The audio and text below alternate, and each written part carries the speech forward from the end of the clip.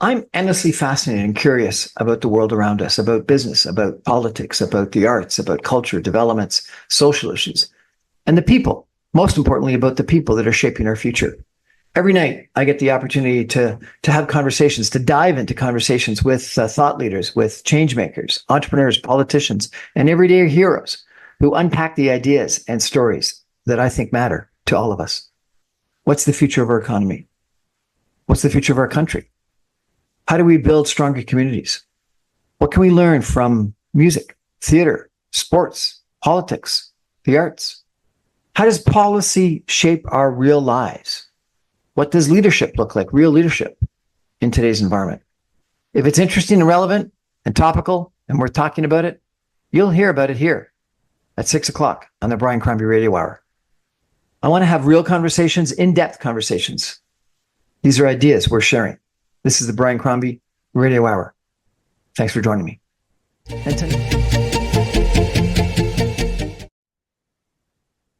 Good evening, everyone, and welcome to the Brian Crombie Radio Hour. I've got Charles Burton back with us again. It's a real pleasure to have you back, sir, because China is in the news almost seemingly every day. 100% tariffs here. What are we going to do with canola there, and what are we going to do with EV cars? And then I see this massive article in the paper that's gone on for like pages that I guess is an excerpt from your brand new book. Charles Burton is an expert on China. He's lived and worked in China. He's studied China. He's taught on China. And you're now a senior fellow at something called Synapsis. Is that correct? Yes, it's a China-focused international think tank on China based out of Charles University in Prague. Congratulations. That's great. You used to be at Brock University, and then you were the McDonald-Laurier Institute, and now this. Fantastic. And you're coming out with a book this month. Tell us what the title of the book is, please. Yes, it's The Beaver and the Dragon: How China Outmaneuvered Canada's Diplomacy, Security, and Sovereignty, edited by my agent and editor, Kevin Kavanagh. And it's available for pre-order on Amazon and Amazon.ca, and will be released October 21st in Canada and internationally. So if people liked what I wrote in the Globe and Mail, you can get the whole thing in this book at a very reasonable price. Well, that's great, because the interesting thing with the Globe and Mail article was it really went through your own personal background. More than, frankly, I knew, and you and I have chatted a few times, but it was a really interesting review of how I think it was when you were just a lad going to school. You would stop off at the bookstore and read everything you could on China, and it was absolutely fascinating. And then your experience in studying in China, etc. Tell us a little bit about your background and how you became so interested in China, if you could. Yeah, I mean, it's interesting how life works, but when I was a student at Lisgar Collegiate, a bookstore opened halfway between school and my home in Rockcliffe Park on Rideau Street called Progressive Books. And all of the books were from the People's Republic of China. And they were very reasonably priced. So, it's sort of cold in the winter in Ottawa. So it was a good stop-off point. And I'd go in there, and I became interested in all that material, Marx, Lenin, Engels, Stalin, a lot of pictures of Chairman Mao. And so I started to read those Chinese publications in the English language, the Peking Review. And there, it was all about Soviet revisionism and the new czars and how they had betrayed the revolution, and about how Pierre Trudeau was a running dog of American imperialism. So, I got the message: Russians and Americans equally bad. And then they didn't have many customers in that bookstore.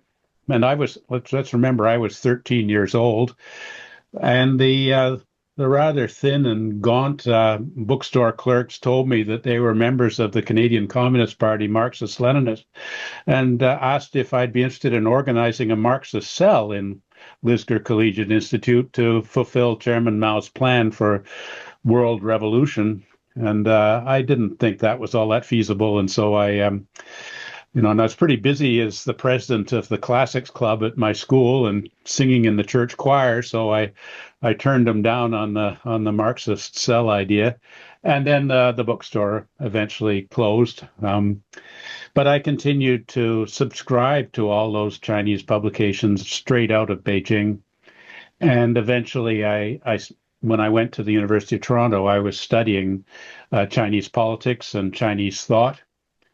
And after graduating from U of T, I decided I'd go into this full time, and so I got myself admitted to Cambridge University in England, where I was in the Oriental Studies tripos, studying Mandarin Chinese and Chinese history and ancient thought and contemporary politics and so on.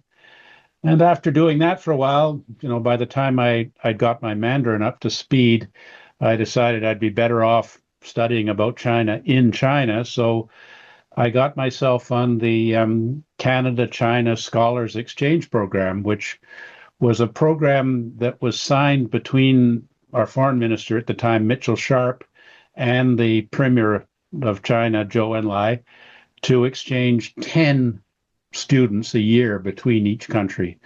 And so it was quite competitive to get into it. And I was one of the 10 and was assigned to study ancient Chinese philosophy at Fudan University in Shanghai.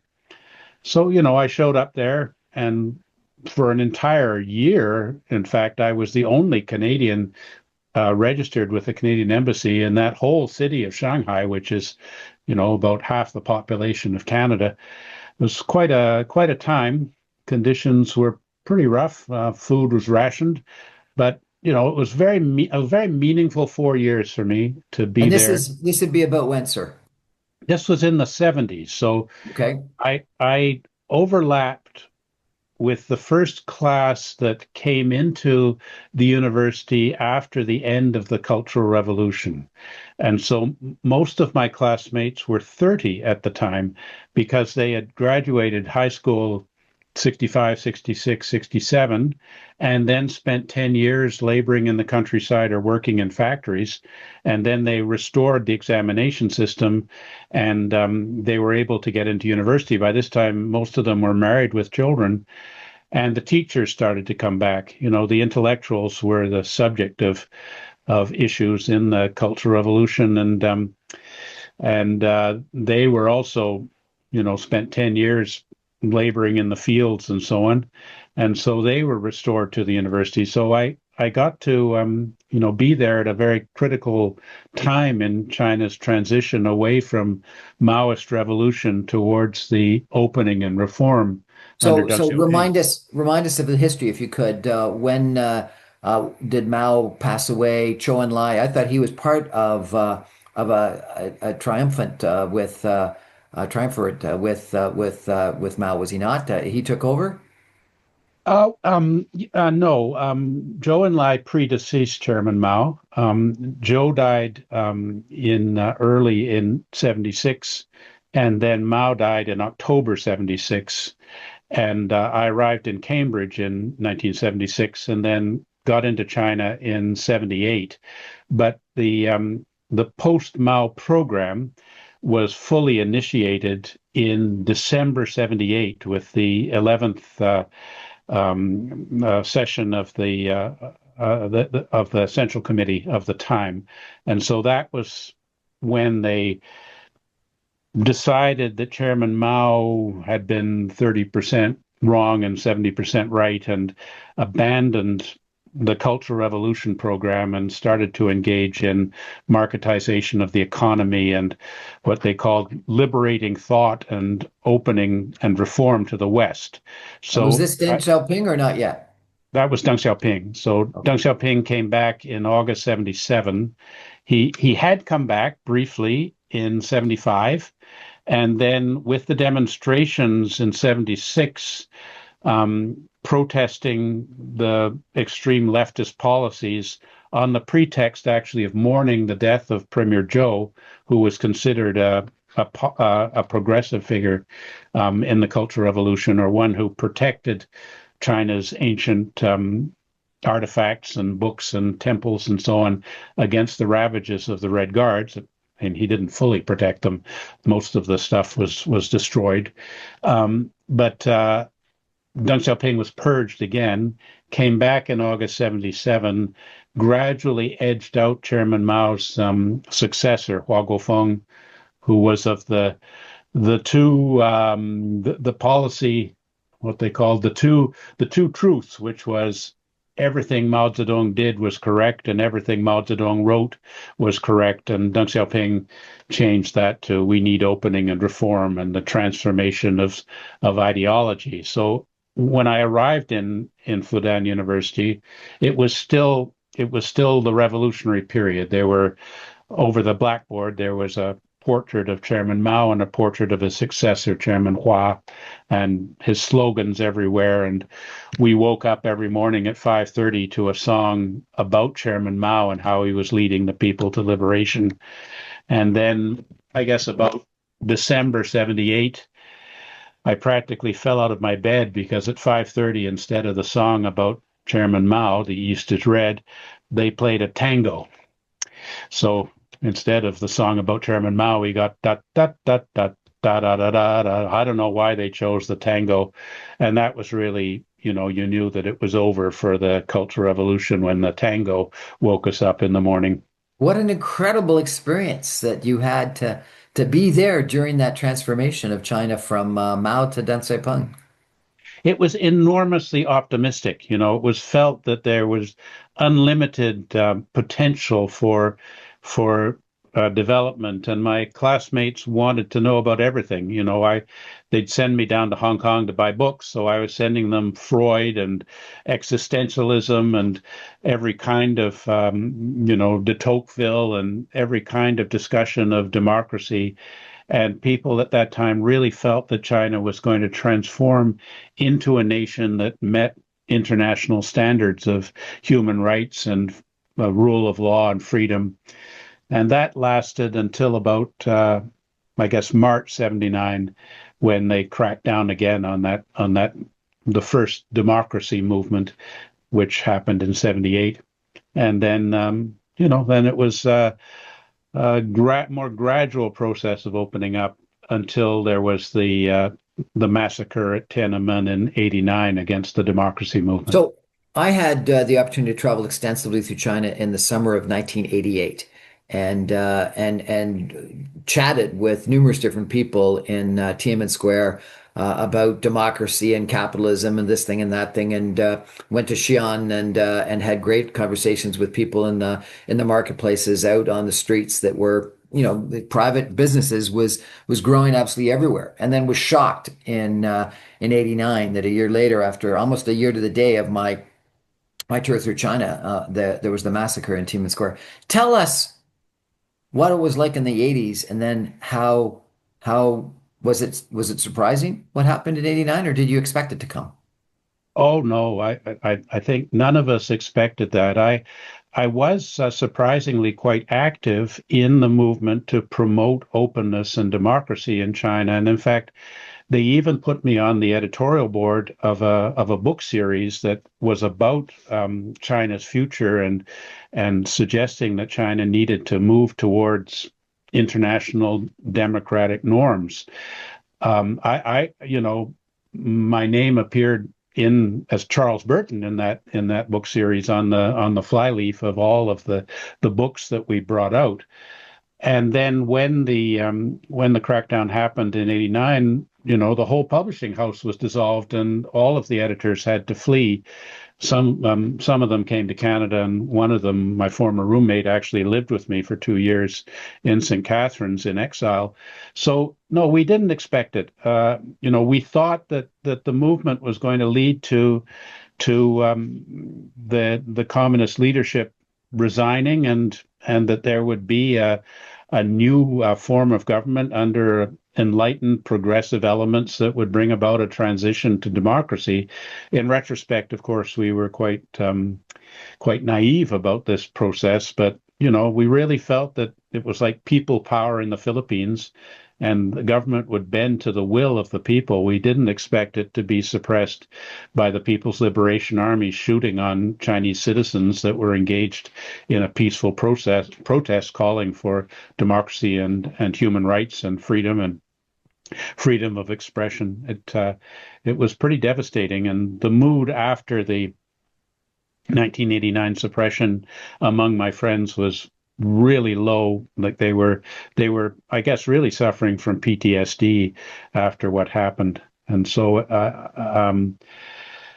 but through the 90s, as a diplomat, I was involved in these programs for good governance, democratic development, and human rights under the Canadian International Development Agency. We put $1 billion of Canadian taxpayer money into that kind of programming, things like the bilateral human rights dialogue, where we hoped if the Chinese authorities would understand the benefits of having a human rights based rule of law system with a freely elected legislature reflecting the will of the people, that would be stabilizing for China in the context of the marketization of the economy and an emerging middle class as a result. But none of that came to pass. We'd expected that the head of the Communist Party, Jiang Zemin, would be announcing a program of political systemic reform in December 1998, 20 years after Deng Xiaoping had announced the comprehensive economic reform in December of 1978, and that would be how Chairman Jiang President Jiang would make his mark on Chinese history, but it didn't happen.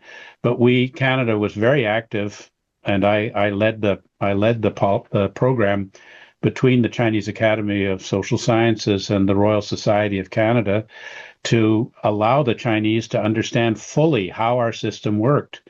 Between 93 and 98, we held 18 symposia, and we took Chinese delegations to meet with, the clerk of the House of Commons to find out how you got matters on the parliamentary debate, like how you determine what will be discussed in Parliament, how you form laws, how you maintain an arm's length relationship with NGOs, how you establish an independent court system, how you manage elections and political parties.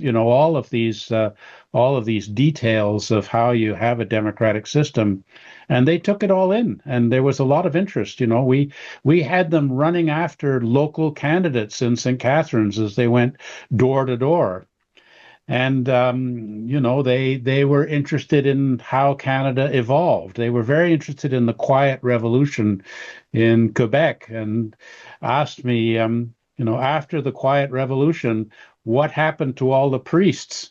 I think they saw the Catholic priests, as similar to the communist ideologues in their system. What do you do with those priests?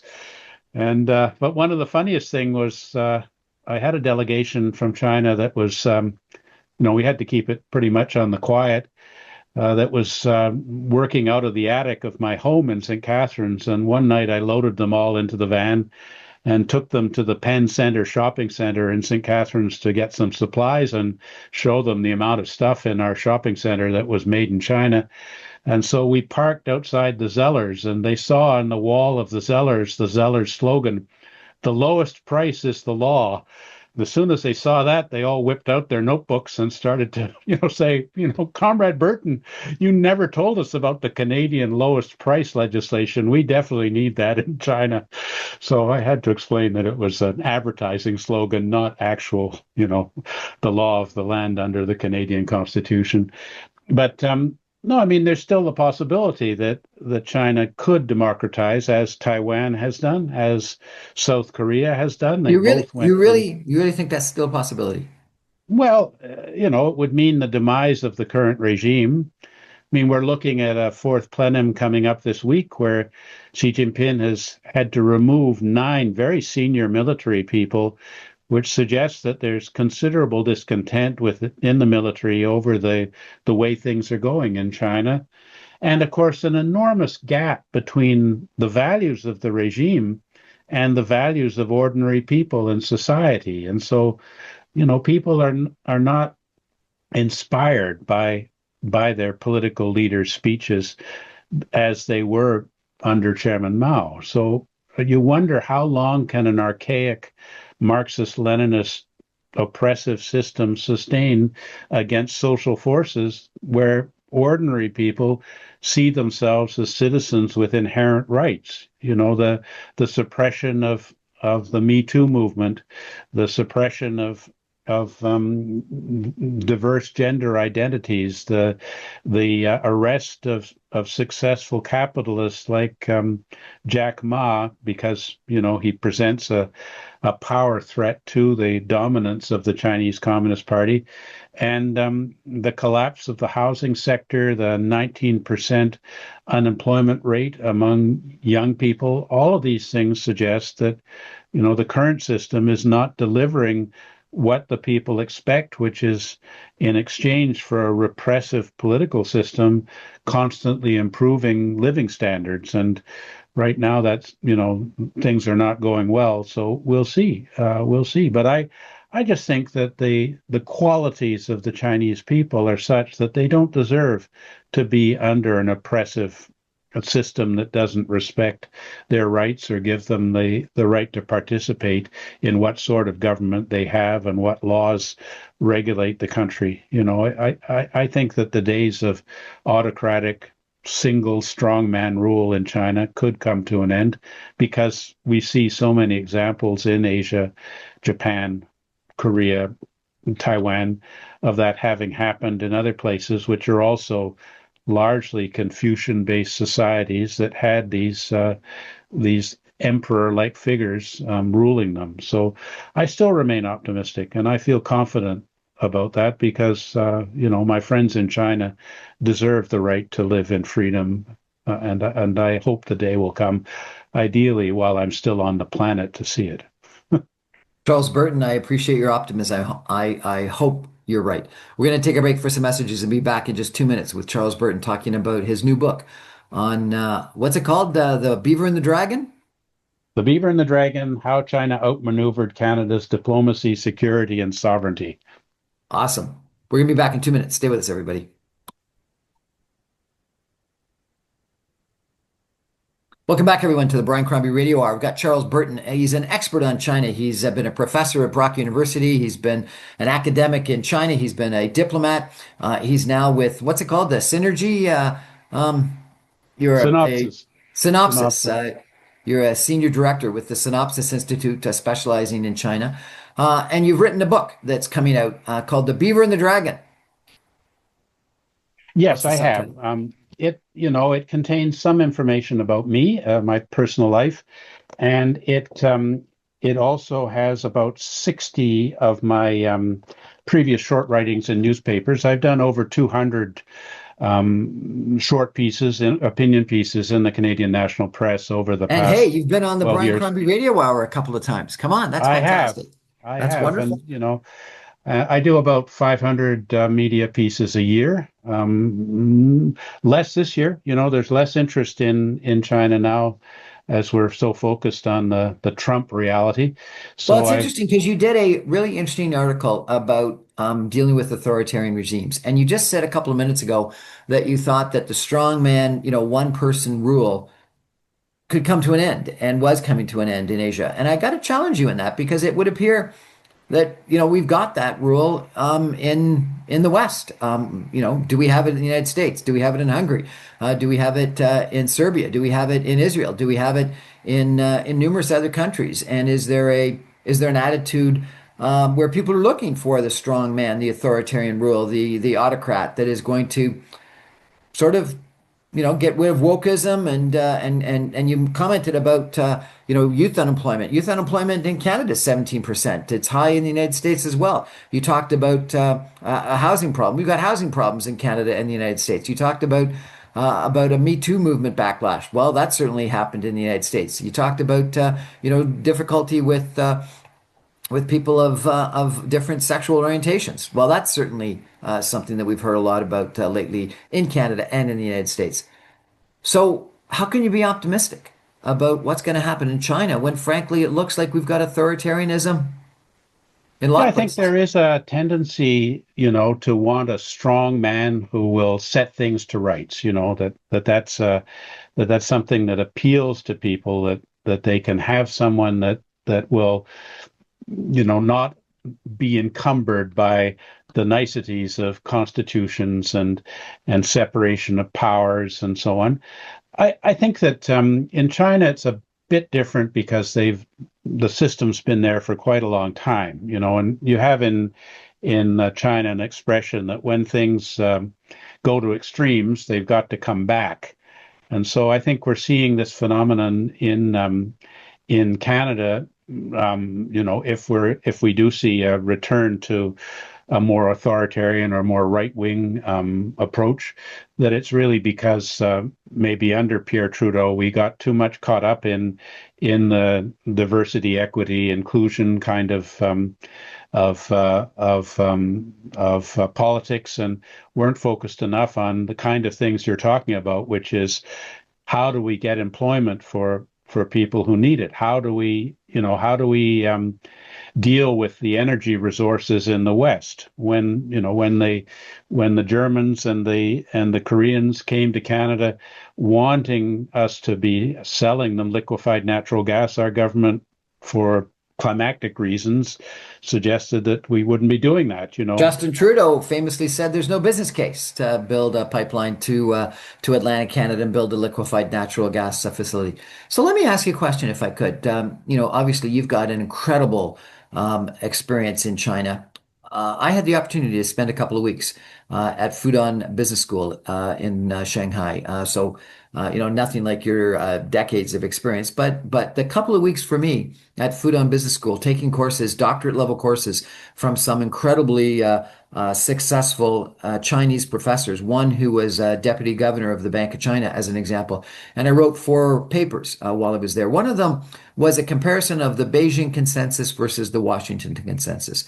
And I came out that the Beijing Consensus was more successful on that article, and I was impressed that by that time, and this was in 2007, 2008, 500 million people had been brought out of poverty by Deng Xiaoping's policies and by the Beijing Consensus. There was an incredible amount of industrialization. I had been there, as I mentioned, in 1988. I went back in 2008, and in that 20 years, I took a picture of Pudan, and Pudan was small, ramshackle warehouses in 1988, and in 2008, they were gleaming towers, nicer than Manhattan. Incredible success from an industrial strategy standpoint. When you were talking a couple of minutes ago, you were talking mainly about democracy. So maybe they didn't get freedom, maybe they didn't get democracy, but they certainly got income growth, wealth growth, jobs, Yeah, I poverty, mean, that's certainly prosperity, etc. enormous contribution of the regime. I mean, when I was there in the 70s, it was a very poor country.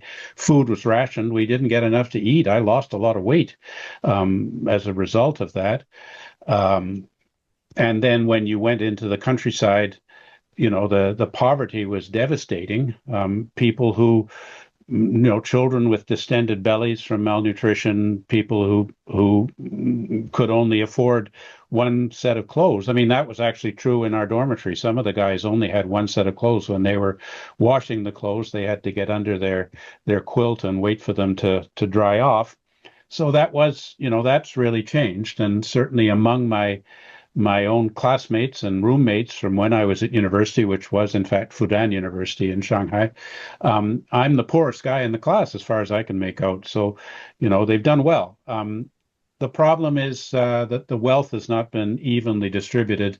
And when you get those revelations from the New York Times and Bloomberg about senior communists who have hundreds of millions, their families have hundreds of millions of dollars abroad, then that there hasn't been a good distribution of wealth in terms of transfer through fair taxation and poverty alleviation. So, I mean, there's still a lot of people who are living in subsistence poverty conditions.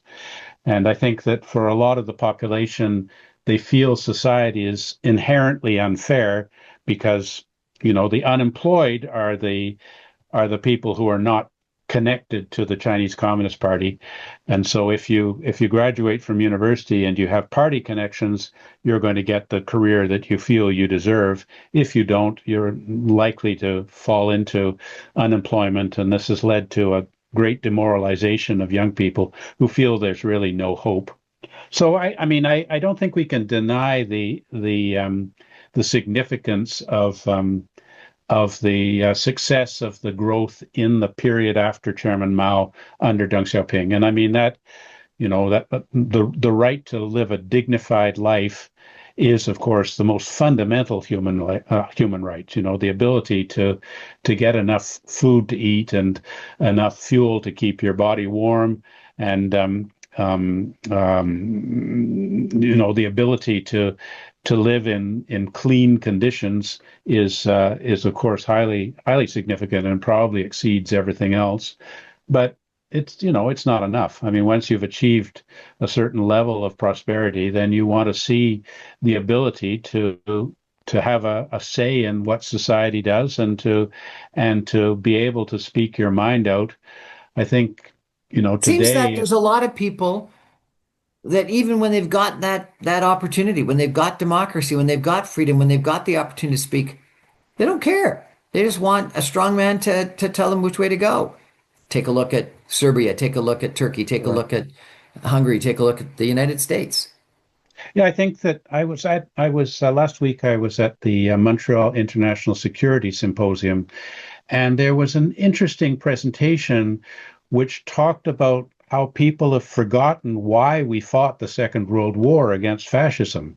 And that, two generations later, the meaning, the importance of these constitutions and institutions, including the Canadian Charter of Rights and Freedoms, but all of the things that ensure that there are individual freedoms for people and the ability to avoid fascist strongmen dictators,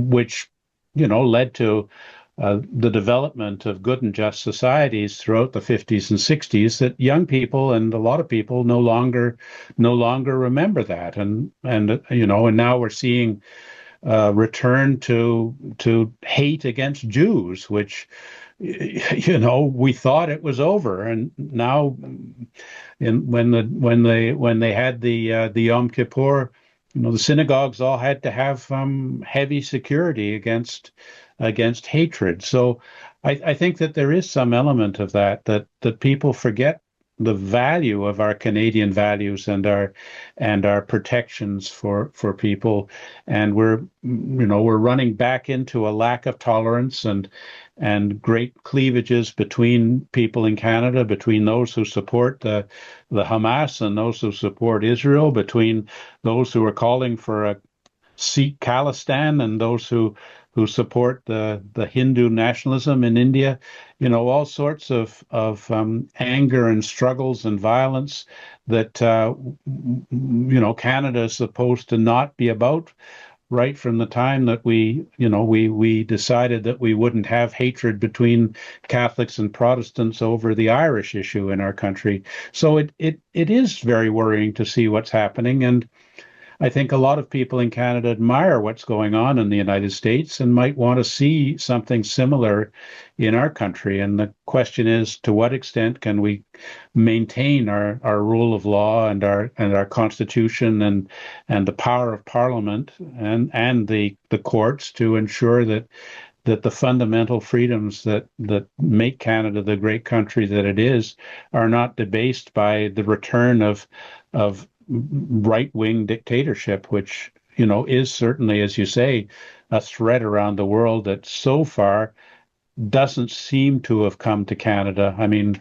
if you look at our Conservative Party, it's nothing like the kind of right-wing extremism that you see Though in it's interesting, there places was like Holland and so a on. column in the Toronto Star just yesterday that was suggesting in very vocal terms from a former head of communications for Prime Minister Stephen Harper that Pierre Poilievre was certainly going in that direction. Not everyone agreed, but it was a very well written and forceful piece in that regard. We're going to take a break for some messages. When I kind of come back, I'm going to ask our guest Charles Burton, the expert on China, and someone who's written an article recently about dealing with authoritarians. What the heck do we do now? Because that, I guess, is the big problem. We've got an authoritarian and a very powerful country in China, and an authoritarian and a very powerful country in the United States. And it almost seems like we're going to either a bipolar or tripolar world. And do we have to choose sides? Stay with us, everyone.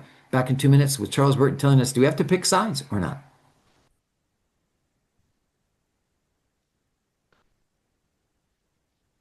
Welcome back, everyone, to the Brian Crombie Radio Hour. I've got Charles Burton with me tonight. Recently written a book, The Beaver and the Dragon, talking about Canada's relationship with China.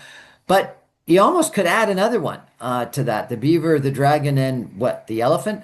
Because it almost appears that we've got a challenge of, how do we deal with China, but how do we deal with the United States? And if we get too close to China, can we still be friendly with the United States? Or if we get too close to the United States, can we be closer with China? And I think we've got this issue certainly from a trade standpoint. Electric vehicles, tariffs are one issue. Potash is clearly an issue. Critical minerals are an issue. What do you think we do? And some people think that Trump thinks the world should be sort of in three spheres of influence: Chinese, Russian, and American. And you've got to choose one and not get involved in the other. How do you think we deal with this? You've written an article about this, sir, recently. What's your advice? Well, I think certainly if you look at the Heritage Foundation, they are suggesting the United States should restrict its influence to the Western Hemisphere. So the implication is that we're going to give China Asia and give Russia Europe, really, or allow the Europeans the best they can do. So that sounds a lot like 1984, where there were also three competing zones of influence that contended with each other. It's too soon to say whether Mr. Trump is going in that direction, where he abandons Europe and abandons the Indo-Pacific and simply focuses on the Western Hemisphere. And I guess the idea would be for the United States to absorb Canada and then move on up to Greenland and establish this, massive presence in our hemisphere. The question that you're asking is, what do we do? If you look at Mr. Carney in the Oval Office, I mean, it's really a kind of staged humiliation. And then he tries to appeal to Mr. Trump's narcissism by extravagant praise, really dissembling fawning, because from what we know of Mr. Carney's writings, he couldn't be genuinely a big fan of Mr. Trump and what he does. But, he's hoping, I think, that if we debase ourselves sufficiently, that Mr. Trump will give us a buy on the tariffs and allow our industries not to be destroyed and allow us to not suffer from massive dislocation and unemployment. I'm not sure that that's actually going to work. I'm inclined to think it could lead to further disdain for Canada. I think Mr. Trump, like all of these strongman autocrats, favors strength, not weakness. And if we show weakness, then he's going to go in for more, despite his suggestion that he finds Mr. Carney a fine fellow. And we're doing a similar thing with China. We're looking at establishing what are pragmatic and constructive relations. That's the language that our Deputy Minister David Morrison used in his very praiseworthy speech towards China at the most recent Chinese National Day celebrations held in Ottawa. And pragmatic and constructive is, in fact, China's own language. And the idea is, as the ambassador put it in his speech at the same event, that we should put aside differences and seek common ground. But what that really means is having Canada-China relations on Chinese terms, and that China would remove the tariffs on canola, completely unjustified tariffs on our canola products, which impact on 40,000 farmers in Saskatchewan and Alberta and amount to a $5 billion trade a year, or maybe last year it was about $4 billion to China alone. Can I stop you there for a second? I've had some people tell me that China can't live without our canola, but they appear to be doing so well. Tell me, what is canola used for, and why did these tariffs make sense, and how is China substituting? Well, I mean, that's the unfortunate thing, is that China struck a deal with Australia to increase the canola production. So it would be ideal, and I've I've proposed this before, that we should get together with our like-minded allies and say, well, if China engages in arbitrary trade leverage against countries for political purposes, in other words, if they say we won't take the Canadian canola anymore, that our allies shouldn't say, oh, well, we'll be happy to fill that gap. The thing about canola is that it's a higher value product than barley and wheat, which is what's rotated with canola typically in farming. And so there are other countries that can produce it and will produce it. And Canada and China can ramp up its own canola production in the province of Shandong to try and meet the needs. Canola, we send primarily seeds to China, and they process it there. They make meal, which is a agricultural feed for pigs and such like, and they turn it into oil. So, we could be seeking alternative markets elsewhere. I mean, the thing about it is that it's like anything, it's a global commodity with an international price, and only so much is going to be sold. So if we're not selling canola seeds to China, and China starts to source from somewhere else, then that should open up market space for us elsewhere. And probably we'll have to change our production mix and go more with wheat and barley, and maybe some pulses to try and compensate if China continues to not take our canola. The Chinese ambassador has said, well, if you allow the Chinese EVs into Canada, remove the 100% tariff on the EVs, we'll be happy to remove our tariff on canola. So let's talk about EVs. My understanding is that we put this 100% tariff on because the United States did, and we were told that we had to do the same thing to protect the North American automobile industry. The president of the Canadian auto parts manufacturing has come out and said we need to have an independent Canadian automotive sector.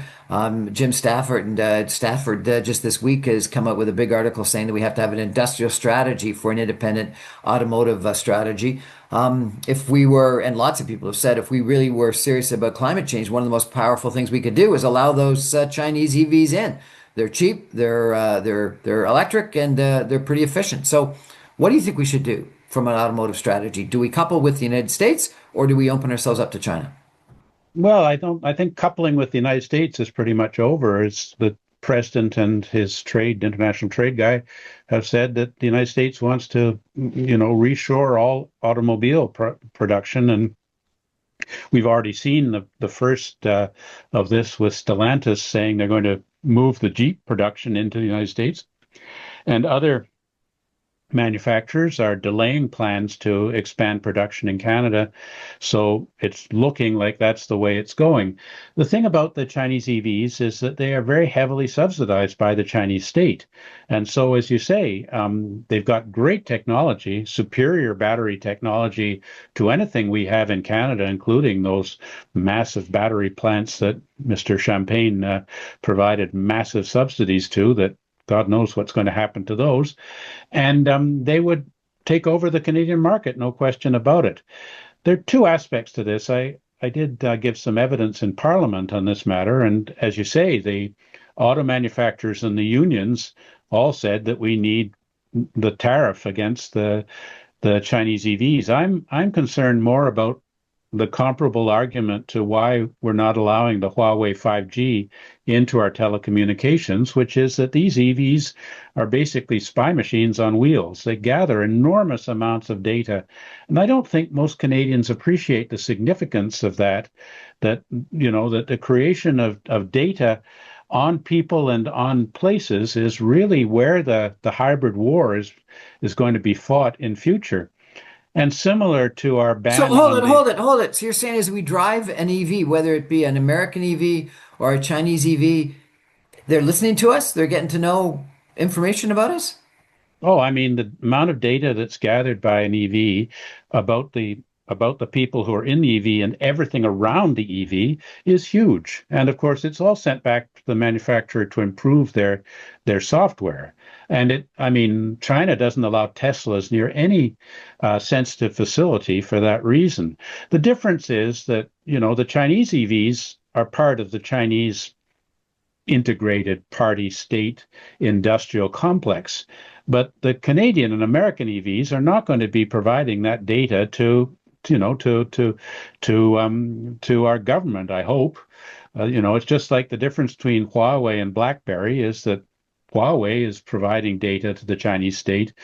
Something like BlackBerry or Samsung and so on is keeping that data for their own purposes. Well, and Huawei's Commercial very purposes. successful, and BlackBerry's close to bankruptcy, but whatever. Yeah, that's very true. But the Huawei was priced at 30% less than Nokia and Ericsson because of the enormous Chinese subsidies. And the EVs are the same way. Why are they selling them so cheaply? It's because it's not just about EV sales, it's also about the other benefits to the Chinese state of having these machines there. And, the software updates are done by the manufacturer. And in time of conflict, one could be concerned about what they would do with software So it updates. sounds to me like you don't support reducing the tariffs, don't support bringing in Chinese EVs. So do we have to have a completely independent Canadian nationalistic? Should we have like a Petro Canada? We need to have a Car Canada? Well, I think that, it's similar to our other concerns about infrastructure. The communication security establishment where I used to work years ago has sent out some quite serious warnings about things like the TP-Link routers and other what they call Internet of Things, where we should be concerned if they're controlled by Chinese or other hostile state manufacturers. So if we're able to resolve this issue, similar to, the concern over TikTok, which I'm not convinced has been resolved, fine. But if we have no means to control input into the millions of lines of code every time there's a software update, which, as you know, happens continuously with these things. I mean, my Google Watch just updated yesterday. They didn't ask me if I needed that update or not. I don't know what I'm sure there are benefits to the Google of that update, because as far as I know, my little watch was telling me the time perfectly well and keeping track of my steps. But anyway, unless we're able to resolve this issue, then I don't think we ought to take the risk.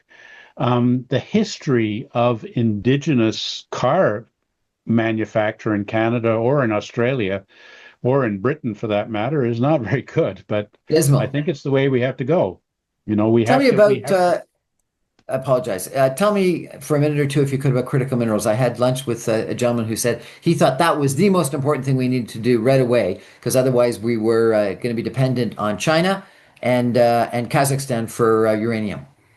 Yeah, I also gave evidence in Parliament on this question, and I suggested that we ought to start digging holes in the ground in the north as soon as possible. I mean, that was a couple of years ago because of the Chinese near monopoly on critical minerals. And it's not it. The thing about critical minerals, to my understanding from the other wise people in that parliamentary committee, is that exploration is expensive, and the recovery costs are don't necessarily make it a viable enterprise for the private sector to be going in there and attempting to get at lithium and all of these zinc and all of these important minerals to our future. And the second thing is that most of the processing, well, nearly all of the processing of critical minerals is done inside China. So we're actually sending the stuff, back to China to be processed and held onto if they decide that they want to use that as leverage against us, which is an emerging thing, as you know, from just Chinese recent policy in these regards. So, we need a massive government subsidy to find the stuff. We need to overcome the environmental and indigenous people's rights concerns, and we need massive investment in the processing of these critical minerals. So I'm with your friend. I mean, this is very important, but so far, it's again like one of those things where the political will is just not there. There isn't enough understanding among Canadians of how important it is for us to have the capacity to have these minerals produced and like brought up out of Canada and processed in Canada for the use of Canadians and other like-minded countries, because of the other thing you're talking about, which is the prospect of the world devolving into hostile zones, and our zone being one that doesn't have critical minerals. And of course, if we don't do it ourselves, the Americans are going to force it on us, and that's not something that we want to see. We're going to take a final break for some messages and come back with one last question for our guest, Charles Burton, in just 2 minutes. Stay with us, everybody. Welcome back, everyone, to the Brian Crombie Radio. I've got Charles Burton with us tonight. He's just recently issued a book. Actually, I guess it gets published in a week or two. And it's called what? Beaver, the Beaver and the Dragon. Yeah, The Beaver and the Dragon, How Canada Outmaneuvered Canada's Diplomacy, Security, and Sovereignty, by me, edited by my very good friend, Kevin Kavanagh.